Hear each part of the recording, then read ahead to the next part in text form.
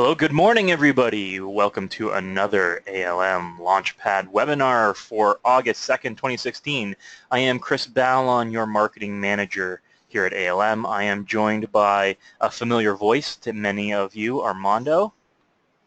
Good morning, everyone. Glad to be here this morning and look forward to an exciting webinar today. Definitely haven't been around for a few weeks, but I'm glad I'm back for this week's webinar. So look forward to sharing some information in regards to Google grants. So we'll be talking a little bit about that today. Fantastic. We do have some brief news updates today. Armando will be going into some details about Google Grants. I'll be going into some marketing strategy regarding local listing influencers. We've got a product spotlight, or sorry, a promotion spotlight to highlight today, and then of course questions and answers at the end of the webinar as always. So please, if you do have any questions, please feel free to ask them throughout the webinar. We will get to them at the end of the webinar, however. Okay. To jump into the first few news items, Google Maps has recently launched an update for more location displays. This means that Google is opening up their Maps listings to allow user-contributed data. Listing owners, of course, in the case of a listing that is owned, get to approve the edits. It is a suggest and edits button.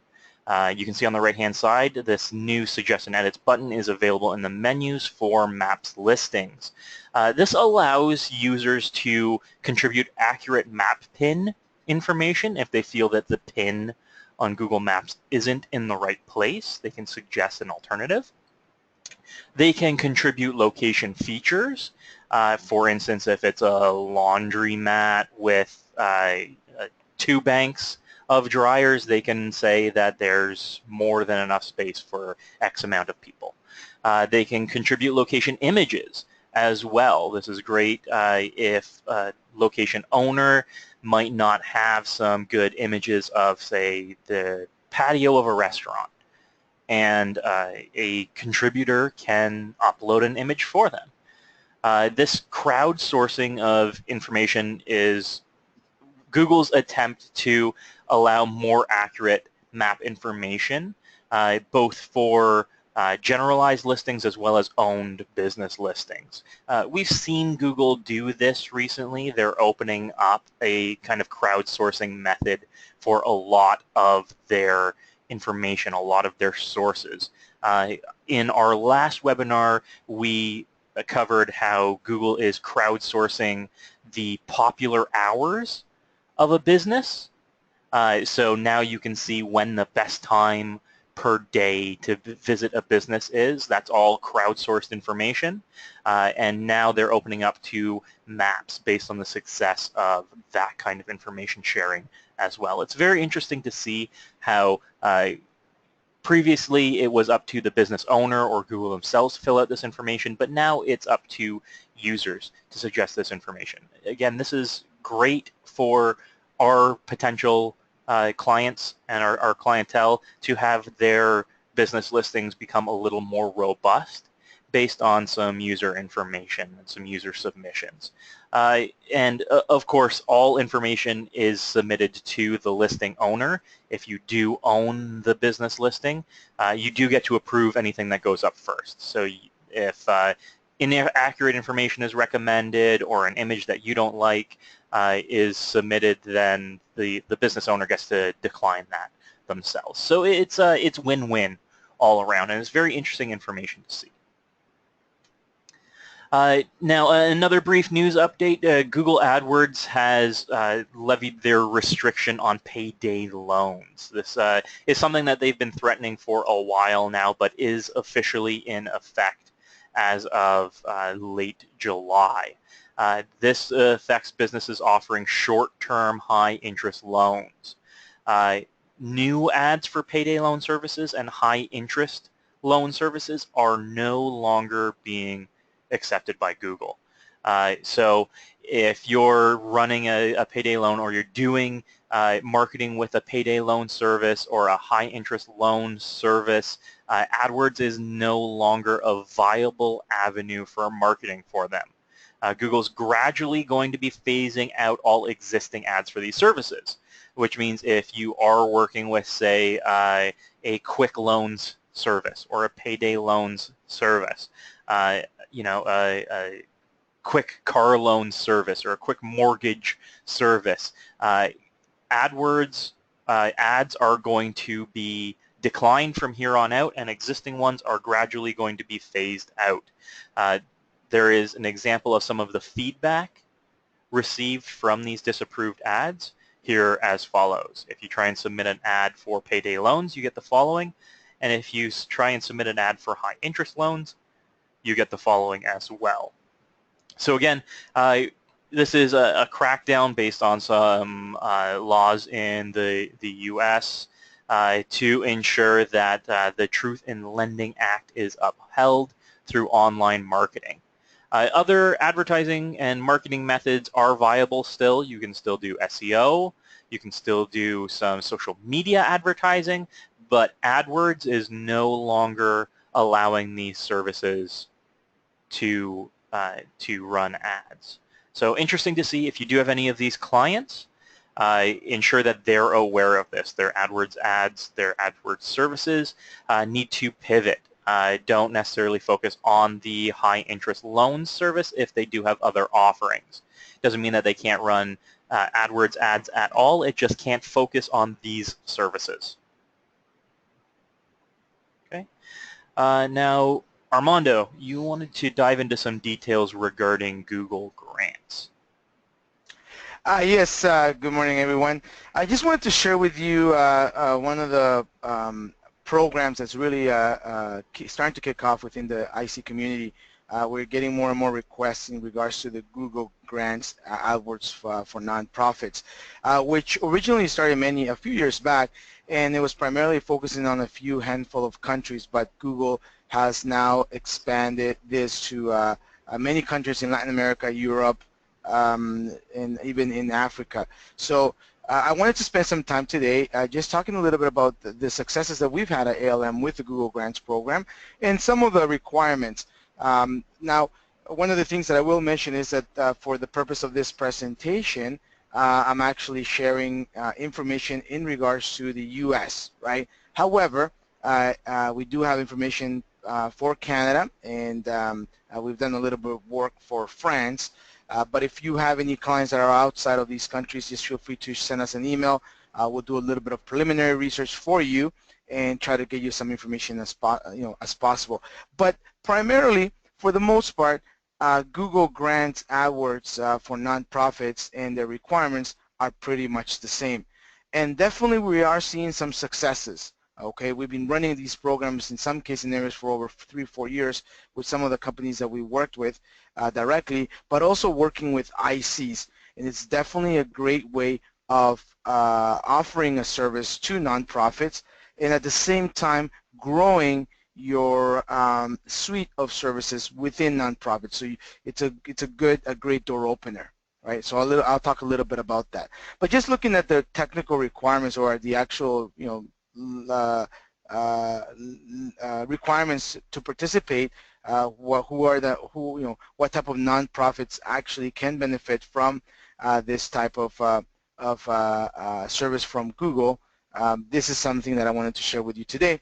So number one, just looking at some of the Google Grants requirements, a daily budget. Basically what ends up happening is that once a Google Grant is approved for a nonprofit, right, they go through a process. There's a specific process that you go through. They get up to $10,000 of advertising credits. I call them credits because in reality they don't put funds in your account. I mean, they just put the funds into your AdWords account and you can start pretty much advertising. Okay, and when you're looking at that, you're pretty much looking at a daily budget of about $330 US per day, right? It does come with some restrictions. For example, the maximum cost per click limit is $2, so you can only bid for these type of keywords, $2 and below.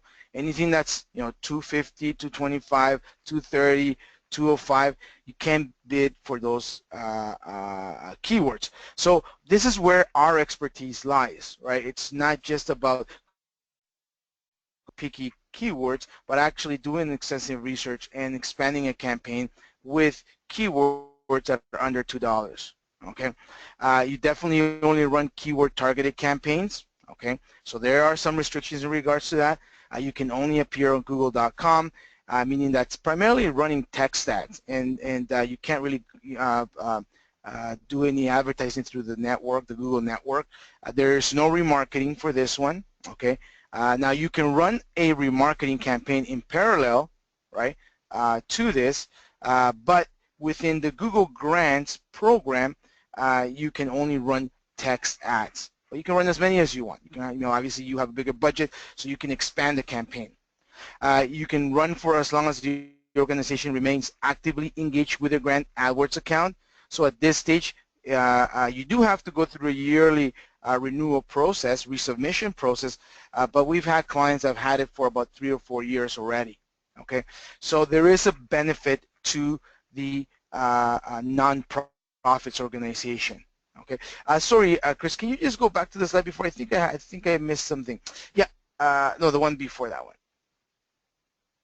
Yeah, so just to kind of reiterate, it's 10,000 per month in-kind AdWords advertising, and it has to have a mission. It has to have initiatives that are well worth advertising. Okay, so if you are looking at approaching a nonprofit, just make sure that they have a true mission, a true initiative, and obviously there's a likelihood of them being accepted. Thank you. If you don't mind moving to the next one. There we go. So what are some of the requirements? So here I have, for example, the requirements for the U.S., which again primarily are, for the most part, they're the same for all the countries. Number one, you have to have the company that you're working with, the organization must hold a, oh, sorry, go back. There we go. Yeah, they must hold current and valid charity status for that country. So they must be able to have a charity status or a register number, right? So they must have that. They must acknowledge and agree to the applications require certifications regarding non-discrimination and donation receipt and use. So they have to be legal charity or legal charities or legal nonprofit organization. In the U.S., for example, they must have a current 501c3 status as assigned by the IRS to be considered for the Google for Nonprofits program. In Canada, obviously very similar status is required. And what I've seen based on my experience working with the team and some of the ICs that we've successfully worked on these campaigns, it's a, they're pretty much along the same line, all of the different eligibility requirements. However, if you have a question, definitely there's a great website that you can go to, or feel free to reach out to us and let us help you, let us assist you in this process as well. So moving on to the next one. So this is, like I said, some of the top level requirements. Google does definitely share a whole list of them, and the reason that I even ask you to reach out to us is because in some cases we've had situations where if you are a very strict religious organization or an educational institution, they will not allow it. However, just between us, we've had successes with a few educational institutions as well as religious institutions. So I wanted to share that with you, that even though there are some strict rules by Google set out, there are ways that you can legally or legitimately be able to submit an application for your clients and be able to get some great success from it. Now, how does the ALM help you? Okay, so I want to kind of break this down as to how you would approach an organization, number one, and how we can help you and how you can help them. Number one is that we can help you, the IC, in the submission process. You, the IC, in return can now help the organization in the submission process. Now, there's a number of questionnaires that you have to submit to Google. Some of these are online. However, what you need to do is create a very strong case study, a business case, right? And this is where we've had great successes because we've actually worked with nonprofits that have submitted their business cases and have gotten rejected, and we've actually have redone the process and they have been accepted. Okay, so that's very important. So that's where we can help them. Now there is a nominal fee. There's actually a $500 fee for us to help in the submission process, which is refundable. So if you are working with us, you pay us $500 to kind of go through this process, you know, the admin work, the research, creating the business case. So when it gets submitted, it gets approved, the likelihood is approved. And if it doesn't, the IC can, you know, get some money back. So in regards to that, we've seen ICs that actually charge anywhere between $800 to $1,000 to get this application done.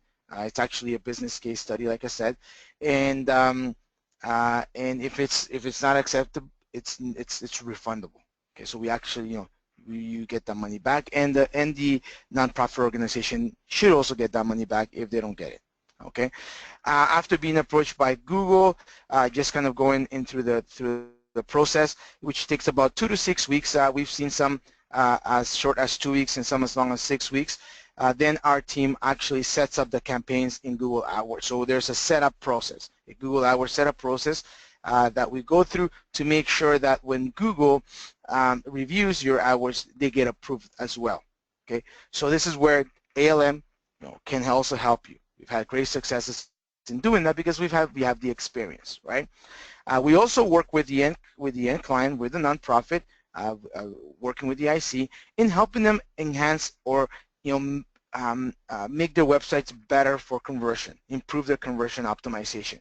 So we give them specific best business practices and recommendations on homepage optimization, landing page optimization. So that way, once, you know, the program is ready to launch, they have a very clean way of capturing information, getting users to convert, whatever that is, whether it be to donate or whether it be to fill out a form, join their newsletter, whatever that nonprofit organization's goals are, we can help them with that.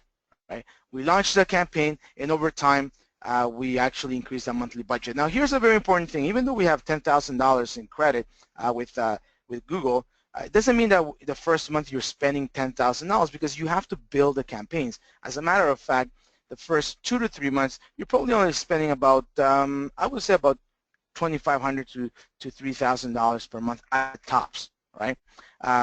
And as you go into month 4, month 5, month 6 is where you start really ramping up all the way up to $10,000 per month. Okay, and where we come in is we help in increasing that monthly budget through expanding their campaigns. We also monitor and provide monthly reporting and recommendations. So it's very, very similar to a paid search campaign. The only thing is that we're doing it through the Google AdWords program, the grant program. Okay, so definitely we've been very successful in working with some ICs within the network and definitely making a difference. So if you're an IC who has connections or who wants to participate in this program, you know, let us help you. Okay, moving to the next one, please, Chris. Thank you. Other benefits that we've seen. I will tell you one thing, that because it's an AdWords campaign, a Google Grants AdWords campaign, obviously your management fees have to be, you know, they have to be reasonable, right? And don't expect to make a lot of money on PPC, right? The goal here is to get your foot in the door to begin helping them, right? And this is where we've seen the biggest win for ICs, okay? And it doesn't happen right away. Definitely you have to work with the nonprofit. As you know, some nonprofits have a little bit of money, some of them have no money at all, right? Some of them have a lot of money, right? So, but the majority of them don't have a lot of money. So you have to have the patience to work with them one step at a time. And we've seen all of the different examples that I've shared with you. Some of the upselling and cross-selling opportunities where you can come in and assist them is in actually website development. Many nonprofit organizations still have non-mobile websites, right? So just revamping their websites, creating a more user-friendly, mobile-friendly website, it's a win as well. Okay. The other area that we've been able to assist is in landing pages. Sometimes, you know, they are running different campaigns and they're confused and they're upset, or not upset, but they're discouraged by the fact that they're not getting any conversion, and the reason is because their landing pages are not great. So what we work with the IC is to upsell them with better landing pages. Okay, we also do conversion optimization reports. Some of the bigger nonprofit organizations have perhaps a longer path to purchase, path to conversion process, and we actually run reports for them, and we've seen that. Then once you get your foot in the door, then you can start offering adaptive SEO. You start educating them. You start turning them into believers of digital marketing, and then you can start expanding your services with adaptive SEO, social media services, and even reputation management. Right? In some cases, some of these nonprofit organizations may have some issues with reputation management, and it's another area for you to be offering service. So as you can see, the benefits to the IC long term is to develop a relationship with a nonprofit and be able to expand your suite of services within that organization. Okay, so these are some of the things that we've seen over the years work very, very well with nonprofits. Okay, is get your foot in the door with the Google AdWords program, start working with them step by step, and you know, the good thing about it is that you also, as a consultant, can qualify and decide which nonprofits you want to be able to offer the services to, right? You know, what type of nonprofits you're comfortable working with. That's very important. So qualification will be very important. Okay, moving to the next one, please, Chris. So what I wanted to share with you some of the list of clients. So if you are going to be, this is something of interest or something that you're already actively engaging in and trying to work with, at ALM we've worked with quite a number of them, and I've shared some of them here right now. We work with Plan Canada. Plan Canada is a multinational nonprofit organization. We actually work for the Canadian division. Okay, we work with companies such as Pregnancy and Infant Loss Network, WaterCan, Waldorf School Vancouver, which is a nonprofit type of Montessori school. Survey.org, which is actually it's a nonprofit organization out of the U.S. And I'll kind of share a little bit of examples in a second. Elwyn, which is also a very, very strong organization in the U.S. as well, that we are working right now with an IC through the Google AdWords program. The IC also redesigned their website, and also they've done we're doing SEO. And we have others that we have worked with. There's another company called working with Zed from Toronto, another company called Uzom, which was it's an international organization focusing on helping children and families that have been affected by the Syrian crisis. Okay, now wanted to go back a little bit and just share some of the things that we've done. For example, with Elwyn, a very interesting case study here. We're working with Elwyn today. The IC actually working with them was, you know, working with their website. We developed a new website. Did the IC develop a new website for them? We are actually right now doing adaptive SEO for the organization and managing their Google AdWords. In this case scenario, when we started working with them, they had already been approved the Google AdWords grant, but it was so disorganized. You know, they weren't really leveraging from it. So what we've done right now, the first few months, is try to organize the way they've set up their campaign. We're starting to generate some traction via traffic. Obviously, the goal is to get some conversions via donations.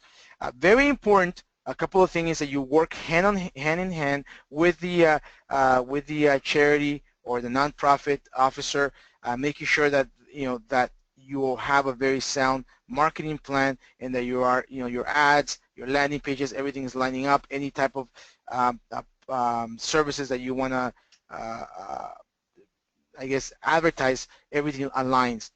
And it does take a little bit of time, like I mentioned earlier. Don't expect to jump from 0 to 10,000 in 30 days in ad spend. You have to go one step at a time.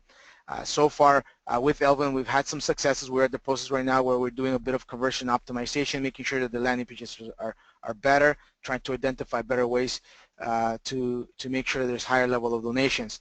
Same thing with Survey. Survey was an interesting example. In this case, they weren't really, even though we were, there was one campaign that we ran for donations. Um, uh, the main thing that Survey wanted to do was actually recruit priests who wanted to join Survey. So in this case, Google AdWords was not a donations campaign primarily. Like I said, we did have a small donations strategy, but the primary goal of this campaign was to do some recruiting. And for the past, I believe, 3 years, they didn't have any new recruits, and via the AdWords campaign, we were able to generate some good performances for them. Okay, so it really depends what the goal of the nonprofit is. It doesn't always have to be donations, although donation seems to be the primary thing. But you can also have awareness, educational campaigns, and then even in this case, recruiting campaigns, volunteer recruiting campaigns as well. If they're looking at recruiting volunteers, a great way of doing it as well, and be able to have some free advertising. Okay, to the next one, please, Chris. Next slide. So quickly, if you are looking for an actual case study, I'm going to share with you very briefly the Plan Canada case study. We can definitely send this over to you. Plan Canada is actually, well, Plan is one of the world's oldest and largest international development agencies. Like I said, it's global. We got the opportunity to work with Plan Canada, and via working with Plan Canada, not only did we do the Google Grants program, we also started working with SEO. We also did consulting with them, but everything started with the Google Grants program. That was our way that we were actually involved in helping them launch their Google Grants program. And this actually happened about 4 years back. So you can see that the program is not a new program. The Google Grants program has been around for quite a while. Not a lot of nonprofits really are taking advantage of this, and with Google Grants, we worked with them for about 4 or 5 years. Initially, we set up their campaign for their standard Google Grants program, but because we were very successful with them, we were able to upgrade to another program that they call the Google Grants Pro, which allows you anywhere between $35,000 to up to $40,000 in advertising per month, right? So, or ad spend, right? Or credits from Google, if you will. So we were able to bring them, take them from 0 to 10,000, and from 10,000, obviously it took a few years, we were able to get them over to 35,000 per month in Google Grants ad spend. Okay, so we've had some success, very, very good successes with them. If you don't mind, please, Chris, moving to the next one. I think I have some proof points there. Basically, the results, the account brings in over 150 donors per month and has been highly successful for Plan Canada. That's just the Google Grants program. That also led to some SEO success. We were able to optimize the Plan Canada website and achieve top organic ranking success for branded, vertical, and core keywords in a highly competitive environment. Because I can tell you that if you're doing any type of donations, if that's the focus of the nonprofit, it can get very, very competitive. But we were able to balance and create a very good strategy with both paid search, or the Google Grants program, as well as with SEO. If you were to look in the primary focus, because it's Plan Canada, it's under google.ca, we were able to go after some really, really competitive keywords. In this case, for example, sponsor a child. Overall, Plan Canada was able to get a 70% lift in online donor signups. So this is the ROI, the proof that Plan Canada kept us working for so many years with them. Okay, we were so successful to the level that because their digital marketing strategies grew so much, they actually had to start hiring in-house staff, which we participated in training and bringing them on board through the transition. Nowadays, with Plan Canada, we're mainly just doing some consulting, but we work very closely with their in-house staff for special projects. So you can see that we've had this client for so many years, and it all started with just managing their Google Grants program. So again, I know that from time to time we do get these requests in regards to Google Grants. I think it's a great way for you to be able to make a positive difference in your community, as well in help nonprofits, as well as, gain some clientele. Okay, so I wanted to share this with you today. I think that's the end of the slides, but if you have any questions, feel free to reach out to Amalia, Mirella, or myself, and or even Chris, and we'll be most glad to assist you as much as we can in providing you the information and helping you through the process. Fantastic. Thanks, Armando. I've worked on several of these campaigns myself, and they're always fascinating campaigns to work with as well. There's so much variety and so much flexibility within what you're allowed to do here that while it might seem like there's a lot of restrictions on these kind of campaigns, it's actually a lot of freedom and a lot of great results that can come from this kind of work. It's always amazing to work with these kind of campaigns. Yeah, and you know what, Chris, I would also encourage that, or if you have any questions about a specific nonprofit, it's better to try it out. It's better to try to do some preliminary research. Mm-hmm. We've been in situations where people have said no, we're not going to get accepted, and you know what, they've gotten accepted. I have clear case study with survey.org, which is actually a religious organization, and Google says none, they don't accept religious organizations, and they got accepted. And also with one of the nonprofit schools. So it's always the best way is to give it a try. And you're right, there's freedom, and you're doing a good thing in the community as well. Mm-hmm. Well, and a lot of organizations might get a little bit down. Oh, we aren't really looking for donations. We're looking for volunteers. So why would we run something like this? Because results can come from it. Even if you're looking for volunteers, if you're doing recruitment, if you are looking for donations, then these kind of campaigns are phenomenal, and they show great results. Right. So again, please feel free to reach out to us if you have any questions about this, if you've got any prospective clients that might want to do something like the Google Grants program. We do have a lot of experience with it, and we are happy to answer all of your questions. Okay. Now, moving on, I wanted to move into some marketing strategy regarding local listing ranking factors. Local listings are a big part of our SEO strategy, and any sites and any client's SEO strategy. Local listings, specifically the factors that allow a site to rank locally, are in our industry generally a mystery. Nobody really knows the exact factors to get a local listing ranking. We know some of them, but we don't know all of them, and we don't know the weight that they have. Those kind of results really haven't been done because a large-scale study hasn't been completed in the industry. However, recently the largest statistical study of local ranking factors has been completed, and the results are fascinating. The study has been conducted across 30,000 businesses and tested over 100 potential ranking factors. There's an article here as well as a link to an infographic that shows some of the factors that were tested in getting the local rankings performing. Now, some of the factors that were confirmed as the highest contributing are very interesting to see, as well as some of the factors that didn't contribute as highly as we might have expected them to. The first factor is website optimization. Not surprising, but it is a very high contributor to local ranking factors. You need to have your targeted phrases optimized on site. Of course, this includes URLs, on-page content, on-page optimizations, and these on-page optimizations, as we covered in our last webinar, include title tags, meta descriptions, header tags, on-page content, image tags. Again, this shows Google that you're targeting a term. And this is as important a factor for local rankings as it is for SEO rankings. The association between your local listing and your site needs to be strong.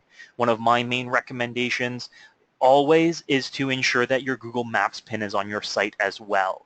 It helps Google associate your listing and your location with your website, and you want to do the same thing through your keywords. If you're looking to get your keywords ranking locally, you need to ensure that they're optimized on your site.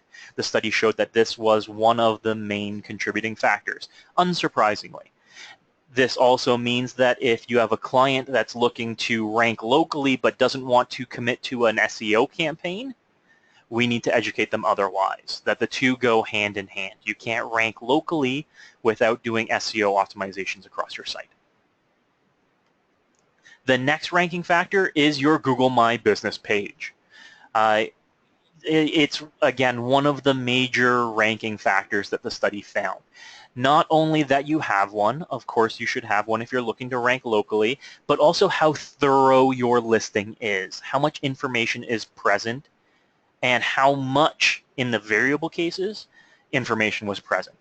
So the corresponding strong ranking factors in regards to Google My Business pages were that the listing is verified, that there were multiple user reviews. Now, of course, one of the ranking factors is the volume of user reviews, not necessarily the quality of user reviews, which was very interesting. Now, multiple photos should be present. This is important and is a much more important ranking factor than anybody had in mind. Having a logo and a banner image didn't perform as well as having multiple images of the location or services or products offered. So it seems like the more photos are included in a My Business listing, the better it ended up performing. And one of the other factors was how often the profile is viewed. So the popularity of the profile was a ranking factor. Now, this is a little counterintuitive in my mind. It means that if a ranking breaks into that 3-pack, it's going to be viewed more often. And if it's in that 3-pack and it's viewed more often, it's going to be much more difficult to unseat that ranking from the 3-pack.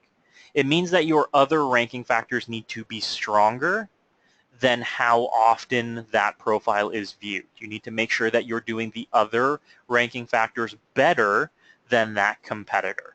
If there's anywhere that they are lacking in terms of the images offered, in terms of the amount of user reviews, in terms of your SEO optimizations and your association between the listing and the site, that needs to be stronger in order to unseat a competitor. Okay. Now, one of the other ranking factors that really seemed to be a surprise in the survey is the age of a site's backlink profile. Now, I'm stressing age of a backlink profile here in regards, or as an alternative to, say, the quality of a backlink profile or the variety of a backlink profile. It really showed in this study that the older a backlink profile was, so the, say, longer a site had been doing backlinking and establishing a backlink portfolio and profile, the better it tended to rank locally. This means it's much harder for newer businesses to break into the 3-pack or 2-pack with a paid listing. This means that if you've got a client that has never done SEO before, they've never built a backlink profile, they don't have a Google My Business listing, they haven't done SEO on their site, it means we should really brace them for an uphill battle in terms of local ranking. As we can see between the previous factors and the age of a backlink profile, local listing ranking tends to benefit those that got in early to the 3-pack, to ranking well, to doing SEO optimizations. If you're going up against a competitor that you want to unseat from the 3-pack that's been doing SEO for 5 years, and you've got a client that's been doing SEO for 3 months, we really need to brace them on the results that they can expect. This is a long-term strategy. We've seen the benefits that can arise from breaking into this 3-pack, but we need to know that this isn't something that will happen overnight. We need to brace our clients. This is something that we want to work to eventually. And we've seen that through many of the campaigns that we run, that through the first 6 or 8 or even 10 months of a campaign, local results aren't appearing. Or if they are appearing, they aren't appearing in the 3-pack. They're appearing in the top 10, maybe. But it's really the age of a backlink profile, how well your SEO optimizations are performing. Those are, in the long term, what's going to ensure local ranking. Again, a newer business needs to ensure that their other ranking factors are strong to make up for the fact that they don't have an old or legacy backlink profile. Some backlink factors that also contributed included geo-targeted backlinks, PageRank, which of course is now defunct. It's still a ranking factor for local listings, apparently. And the number of referring domains as well as domain authority. So if you've got 100 backlinks in your backlink profile from 2 domains, then they're not contributing as highly if you had 100 backlinks in your profile across 100 domains. And these include geo-targeted backlinks as well. For instance, if you're in Georgia, the Board of Commerce from Georgia as a backlink is very beneficial towards your local ranking factors. Okay. Now, some factors that didn't contribute as highly, which showed up as a surprise to many through this study, was that local citations and strictly local citations don't hold as much weight as the overall diversity of a backlink's profile. What this means is that if you're investing only in local citation creation as opposed to local citations, directory submissions, and social bookmarking, it doesn't make as deep an impact as diversifying that backlink profile. We need to be ensuring that all 3 backlinking efforts are taking place here. Local citations are one of the most prominent in terms of SEO, but in terms of your local ranking factors, it seems that a diversity in your backlink profile is more important than the straight quality of the local citations you might be creating for your site. What this means is that clients that are doing SEO with us that want to be ranking locally need to ensure that we are still doing all 3 efforts. Now, this doesn't mean that we need to actively be creating new local citations, social bookmarkings, or directory submissions. We can go back and we can refresh existing submissions as well to ensure that that backlink profile remains fresh and active. Okay. One of the other ranking factors that didn't contribute as highly is stuffing your business name with location information. What this means is if you are a pest control company out of San Antonio, you don't necessarily need to have San Antonio Pest Control in the name of your business listing. It matters in regards to your SEO optimizations and your on-site optimizations, but not necessarily in the association between your local ranking factors and your Google My Business name. So some very interesting information here in regards to these local ranking factors. It's one of the reasons why SEO is a long-term strategy. We do need to ensure that the bases are covered in regards to expanding backlink profiles, in ensuring that on-page optimizations are in place. If you have a client that only wants local ranking successes, we need to ensure that they are aware and they are educated that SEO as a whole is what's affecting their local ranking factors, not just their organic ranking factors, but their local ranking factors as well. It is a big part of it, and they can't neglect those mainstays. So it's very interesting to note. It's very interesting to see, and it's very interesting to keep in mind. Okay. Now we've got another promotion to highlight here. Armando, did you want to say a little something about our latest promotion for August? Yes, definitely wanted to share with everybody that for the month of August, for any new campaigns that you are looking at bringing, whether they are SEO or adaptive SEO, that are a 12-month campaign, the setup fee will be 50% off. So there's some savings there that you can pass on to the client at the time of setup. Definitely, if you have any questions, and we look forward to hearing from you. But yeah, that's our promo for the month of August, 50% of the setup fee, whether it's a local program or a platinum adaptive SEO, as long as they are this is a new client, not a renewal, and they sign on for 12 months, we'll be giving them that type of a promotion. In some cases, you could be saving anywhere between $50 all the way up to $250, $300, depending on, again, it all depends on the size, on the campaign, so on. So it also applies not just for our standard packages, but also if you do have any custom packages, you can definitely take leverage from that as well. So 50% off the setup fee for any SEO or adaptive SEO 12-month campaign, as long as, again, they're 12 months, and that's a promo for this month.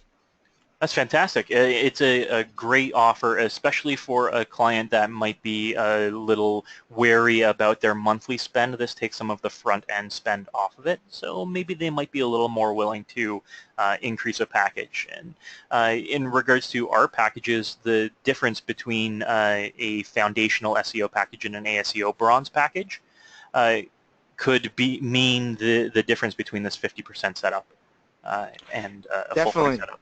So. Yeah, the whole thing is to pass on the savings to your clients, get them, right now in the summer, get them started, so that way, when we start hitting the fall, they're starting to get a little bit of traction already. So it's better to, sometimes clients just need the extra push, right? And the promotion can help them with that. So we wanted to pass that on to the IC community as well. Mm-hmm. And just on that note, it is a fantastic time for any client that is in retail that's looking to ramp up towards the holidays.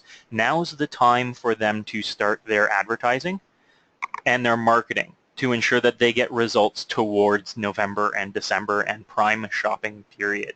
Now is when they want to get in, start in August, ramp up through September, October, and into November and December. That's when they'll start seeing results, and that's when, of course, holiday shopping season starts.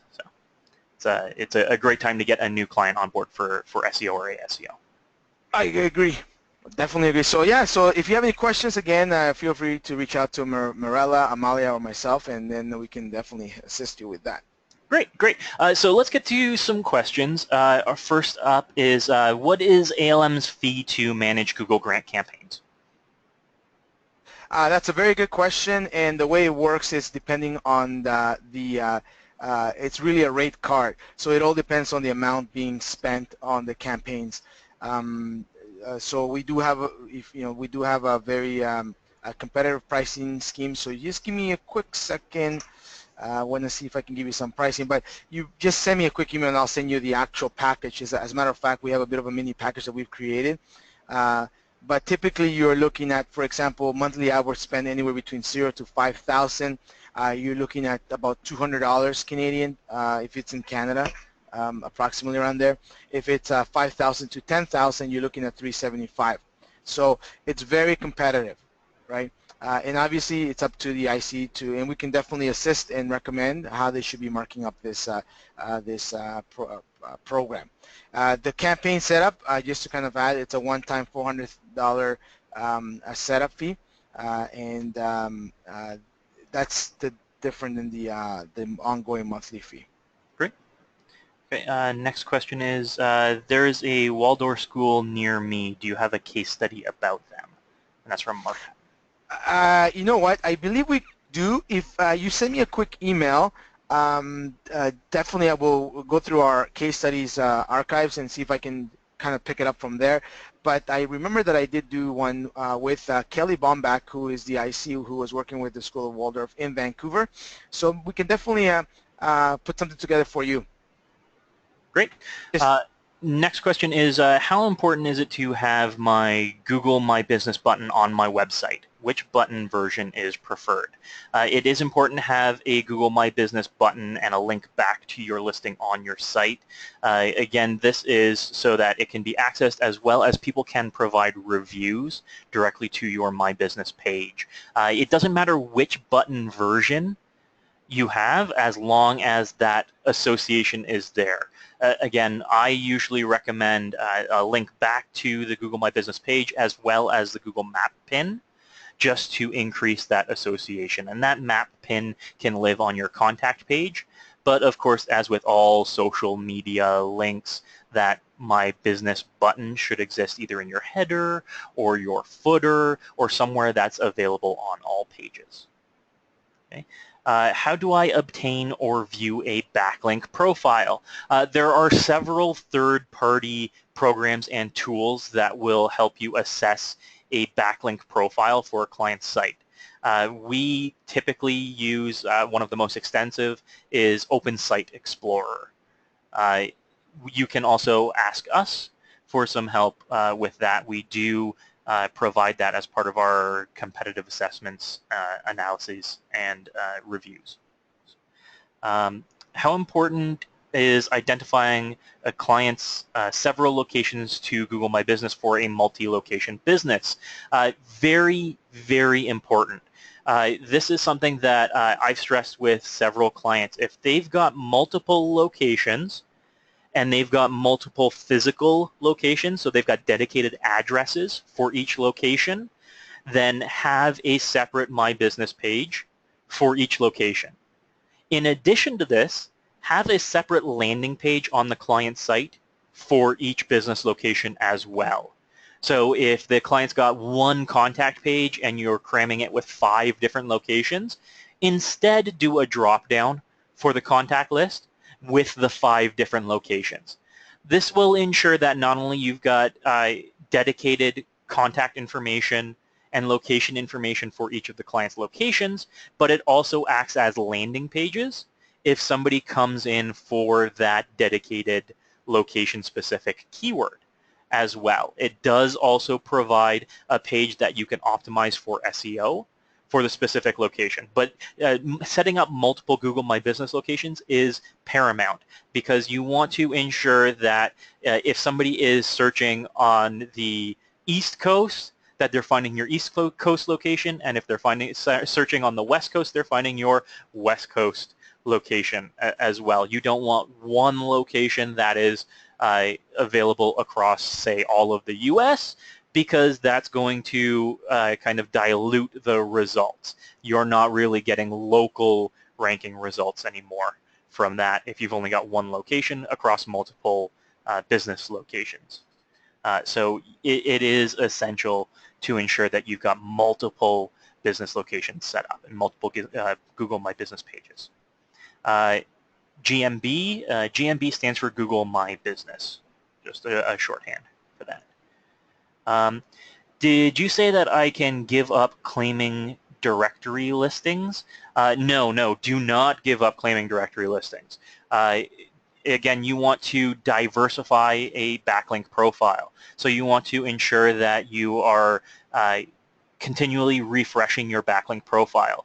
Now, in terms of directory listings, if you feel that you've exhausted a list of high-profile directories for a client, instead of creating new listings, you can refresh existing listings, and that's a backlink assessment, a backlink refresh. That, again, is keeping these backlinks up to date and keeping them fresh in search engines' mind. You don't want to give up doing directory submissions or social bookmarking submissions altogether because that's going to hurt your local listing results in the long run. It is the diversity of a backlink portfolio that really contributes. Any other questions today? No? Okay, if you do have any other questions, please feel free to reach out to us. Armando, Amalia, and Morella are available. I myself am available as well. Many of you have my contact information. If you don't, my email is Chris, C-H-R-I-S, at WSIALM.com. Please feel free to reach out to me as well. I'm always happy to answer your marketing questions. Thank you everybody very much for joining us today, and we look forward to seeing you all out again in 2 weeks. Thanks, and have a great day, everyone. Take care. Okay, take care, everyone. Thank you. Bye.